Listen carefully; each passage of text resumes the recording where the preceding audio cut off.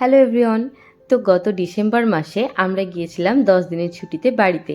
আর December মাসে ফারাক্কার সেই কনকনে ঠান্ডায় ও বানিয়েছিল লিট্টি চোখা। আমার ভয়েস ওভার দিতে লেট হওয়ার কারণে ভিডিওটা এতদিনে আপলোড করছি। তো সেখানে তৈরি করেছিল একটা ময়দার ডো আর দিয়েছিল তার ভেতরে ছাতুর পুর। ছাতুর পুরটার মধ্যে দিয়েছিল কাঁচা লঙ্কা গ্রেট করে, আদা, লবণ আর লেবুর রস দিয়ে ভালোভাবে ছাতুটা মাখিয়ে নিয়েছিল।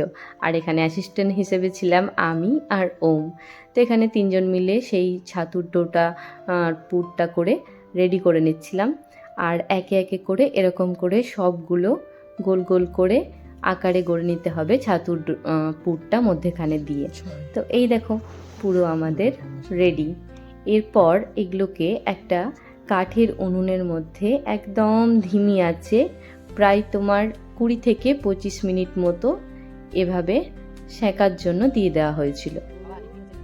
এক পিঠটা এখানে সেঁকে নেওয়া হয়ে গেলে আবার উল্টো পিঠটাকে প্রায় 10-15 মিনিট সেঁকে নিলেই লিট্টি মোটামুটি রেডি। তারপর সেটাকে একটা হাতার সাহায্যে তুলে নিতে হবে। খুব গরম থাকে তাই এটা সাবধানে তুলেছিল। তো সেটা তোলা হয়ে গেলে একটা কাপড়ের মধ্যে দিয়ে এভাবে ছাইটাকে পুরোপুরি ঝেড়ে নিতে হবে। ছাইটা ঝাড়া হয়ে গেলে তারপর নিয়ে এসে আমি এখানে গ্যাসের মধ্যে ঘিয়ের মধ্যে চুবিয়ে নিয়েছিলাম। আর আগে থেকে চোখাটা রেডি করেছিলাম। চোখাটার মধ্যে দিয়েছিলাম আলু, টমেটো আর বেগুন পোড়া। সেটা কাঁচা লঙ্কা, ধনেপাতা আর সর্ষের তেল দিয়ে মাখা হয়েছিল। চোখাতে পেঁয়াজ দিলে ভাল লাগে, বাট বাড়িতে থাকেন বড় মা, আর বড় মা পেঁয়াজ রসুন ছাড়া খাবার খায়, অর্থাৎ একদমই ভেজ খায়। তো সেই কারণে সেটা দিয়ে মাখা হয়েছিল। তো এইভাবে ঘিয়ে চুবিয়ে নিলে রেডি আমাদের গরম গরম লিট্টি।